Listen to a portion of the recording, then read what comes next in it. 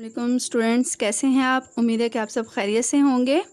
آج ہم غزل نمبر 4 پڑھیں گے۔ غزل پڑھنے سے پہلے ہم اس کے شاعر کا تعارف پڑھتے ہیں۔ اس کے شاعر کا نام ہے بہادر شاہ ظفر، جو کہ 1875 میں پیدا ہوئے اور 1862 میں انہوں نے وفات پائی۔ کچھ کتابوں میں ان کی وفات 1869 بھی لکھی ہوئی ہے۔ بہادر شاہ خاندان مغلیہ کے آخری تاجدار تھے، یعنی کہ آخری بادشاہ تھے۔ جب انہوں نے بادشاہیت سنبھالی تو اس وقت مغلیہ اقتدار اپنی آخری سانسیں لے رہا تھا۔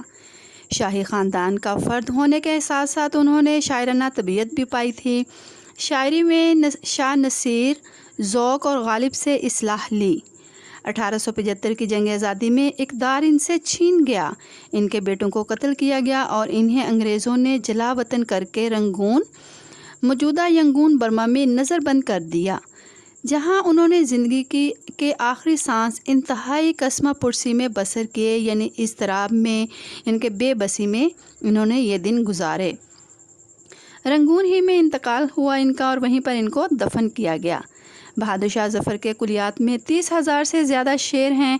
انہوں نے تقریباً سبھی اصناف شاعری میں طبع آزمائی کی، لیکن ان کی پہچان ان کی غزل ہے، جس میں سوز و گداز اور غم کے مضامین پڑھنے والوں کو متاثر کرتے ہیں۔ زبان کی صفائی اور روزمرہ کے استعمال ان کی غزل کو ایک خاص رنگ عطا کیا ہے، یعنی کہ انہوں نے ایک خاص رنگ دیا ہے، جس کی بدولت انہیں اردو کے اچھے غزل گو شاعروں میں شمار کیا جاتا ہے۔ بہادر شاہ ظفر کا کلیات خاصہ ضخیم ہے، جو 4 دواوین پر مشتمل ہے۔ کلیات ظفر میں اردو زبان کے علاوہ پنجابی اور یورپی، یعنی یورپ کی زبان کے اثرات کے حامل اشعار بھی ملتے ہیں۔ اب ہم ان کی غزل کی طرف آتے ہیں۔ غزل کی ہم بلند خوانی کریں گے، الفاظ معنی کریں گے اور اس کے مفاہیم کریں گے۔ شعر ہے پہلا: لگتا نہیں ہے دل میرا اجڑے دیار میں، کس کی بنی ہے عالم ناپائیدار میں۔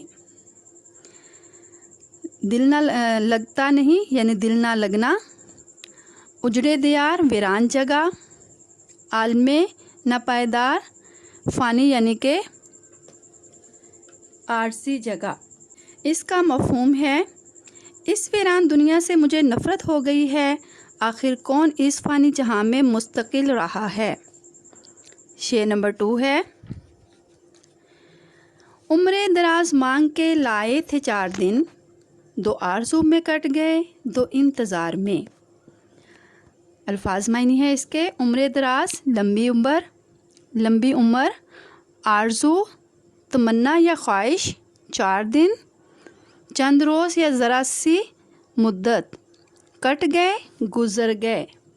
مفہوم ہے اس کا: اس قدر مختصر زندگی لے کر آئے تھے جو آدھی خواہشات میں اور آدھی ان کے مکمل ہونے کی حسرت میں گزر گئی۔ شعر نمبر 3 ہے: بلبل کو باغباں سے نہ صیاد سے گلا، قسمت میں قید لکھی تھی فصل بہار میں۔ الفاظ معنی ہے: باغباں مالی، باغ کا نگہبان، فصل بہار بہار کا موسم، قید پابندی۔ اس کا مفہوم ہے: بلبل کو نہ باغباں سے شکایت ہے نہ شکاری سے، اس کی قسمت میں پہلے سے ہی قید لکھ دی گئی تھی۔ نیکسٹ شعر ہے، شعر نمبر 4: ان حسرتوں سے کہہ دو کہیں اور جا بسیں، اتنی جگہ کہاں ہے دل داغدار میں۔ الفاظ معنی ہے: حسرت آرزو، خواہش تمنا، دل داغدار زخمی دل۔ مفہوم ہے اس کا: میرے زخمی دل میں مزید تمناؤں کے ٹھہرنے کی کوئی جگہ باقی نہیں ہے۔ شعر نمبر 5 ہے: دن زندگی کے ختم ہوئے شام ہو گئی، پھیلا کے پاؤں سوئیں گے گونجے مزار میں۔ الفاظ معنی ہے: گونجے مزار کا کونا، شام ہو گئی موت آ گئی۔ مفہوم ہے اس کا: زندگی کے دکھ سہتے سہتے اب قریب الموت ہیں، اب قبر میں بڑے آرام و سکون کے ساتھ سوئیں گے۔ نمبر 6 ہے آخری شعر: کتنا ہے بد نصیب ظفر دفن کے لیے، 2 گز زمین بھی نہ ملی کوئے یار میں۔ الفاظ معنی ہے: بد نصیب بد قسمت، کوئے یار محبوب کی گلی مراد اپنا علاقہ، مفہوم ہے اس کا؟ بہادر شاہ ظفر کہتے ہیں کہ میں کس قدر محروم انسان ہوں، مرنے کے بعد قبر کے لیے اپنے وطن کی مٹی بھی نصیب نہ ہوئی۔ یہ تھے اس کے مفاہیم اور الفاظ معنی۔ اب ہم اس کی ایکسرسائز کرتے ہیں، اس کی مشق کرتے ہیں۔ مشق میں پہلا سوال ہے، بہادر شاہ ظفر کی غزل کو سامنے رکھتے ہوئے مختصر جوابات تحریر کریں یا دیں۔ الف ہے، اس کے سوالات آپ بک سے دیکھیں، میں ہیڈنگ کے ساتھ اس کے آنسر بول رہی ہوں۔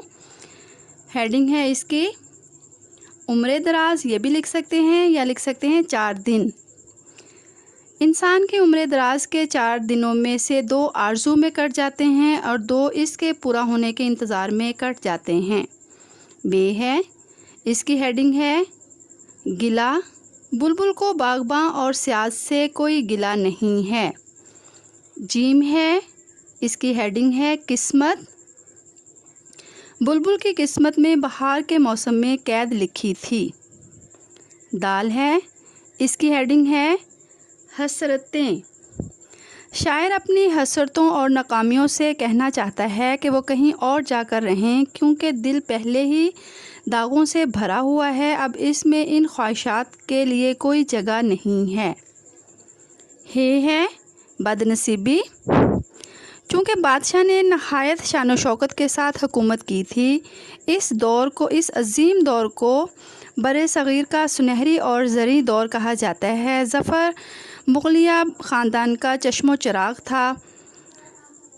اب خود کو اتنا بد نصیب تصور کرتا ہے کہ مجھے مرنے کے بعد دفن ہونے کے لیے اپنا وطن بھی نصیب نہیں ہو سکا، کیونکہ بہادر شاہ رنگون میں قید تھا اور اپنی زندگی کے دن وہیں گزار رہا تھا۔ نیکسٹ کویسچن ہے الفاظ معنی، جو ہم کر چکے ہیں۔ اس کے بعد ہے نیکسٹ کویسچن نمبر 3، اعراب کی مدد سے تلفظ واضح کریں۔ میں الفاظ تلفظ کے ساتھ ہی بول رہی ہوں، اس کو سنتے ہوئے اعراب لگائیے۔ عالم ناپائیدار، عمر دراز، صیاد، باغباں، گونجے مزار۔ نیکسٹ کویسچن ہے کالم الف میں دیے گئے الفاظ کو کالم ب کے متعلقہ الفاظ سے ملائیے۔ جواب کے ساتھ میں بول رہی ہوں، اجڑا دیار، عالم ناپائیدار، عمر دراز 4 دن، آرزو انتظار، باغباں صیاد، قید فصل بہار، حسرتیں دل داغدار، دن شام، 2 گز زمین، کوئے یار۔ نیکسٹ کویسچن ہے مقطع میں شاعر نے کس چیز کی تمنا کی ہے؟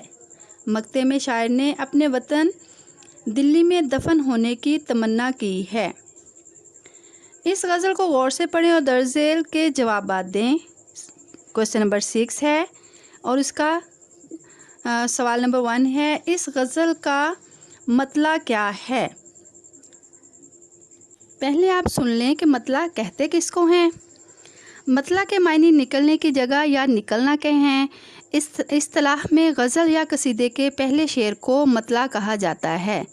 چونکہ غزل یا قصیدہ اس شعر سے شروع ہوتا ہے، مطلع کے دونوں مصرے ہم قافیہ اور ہم ردیف ہوتے ہیں۔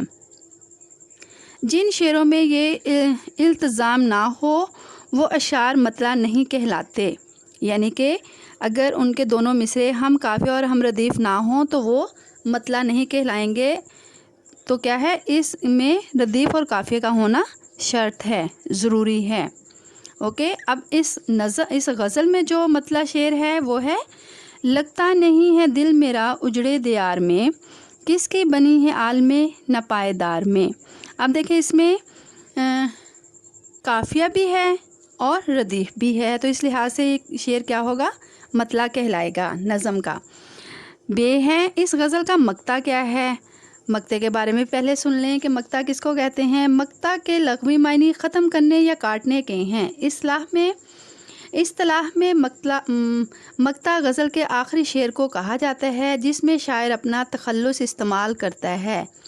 جس شعر میں شاعر اپنا تخلص استعمال نہ کرے اسے غزل کا آخری شعر کہا جاتا ہے، مقطع نہیں کہا جاتا۔ یعنی اس میں بھی شرط ہے کہ شعر بھی آخری ہو اور اس میں شاعر کا تخلص بھی ہو. اگر تخلص نہیں ہے تو اس کو مقطع نہیں کہا جائے گا بلکہ کیا کہا جائے گا؟ آخری شعر کہا جائے گا. اب اس غزل کا جو مقطع ہے وہ کیا ہے؟